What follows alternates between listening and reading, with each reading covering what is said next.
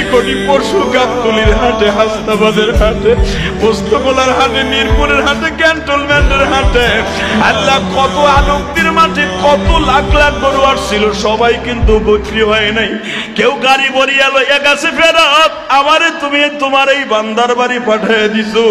মালিক আমার কোনো দুঃখ নাই, আমার গলাটা পাতায় দিব চাকুর সামনে, কিন্তু তুমি আমার সাথে একটা ওয়াদা দাও, আমি তো তার বাঁচাই দিয়ে গেলাম কিন্তু ও তো বাঁচবো না। আমারে খাওয়ার পরে যদি নামাজটাও ঠিক মতো না পড়ে ঘুমালি, আর কোরবানির টাকার মধ্যে যদি সুদ ঘুষের টাকা থাকে, মানুষকে মাইরের টাকা থাকে, আমি রব্বে কারিমের কাছে তোর বিরুদ্ধে আদালতে নালিশ করব। আল্লাহ আমারে হারাম টাকা দিয়া কিনিয়া কোরবানি ওয়াজিব আদায় করতে চায়, মালিক ওরে জাহান্নামে না দিয়া পর্যন্ত ইয়া লাইতানি কুনতু তুরাবা, আমি পশু কোনোদিন মাটি হব না।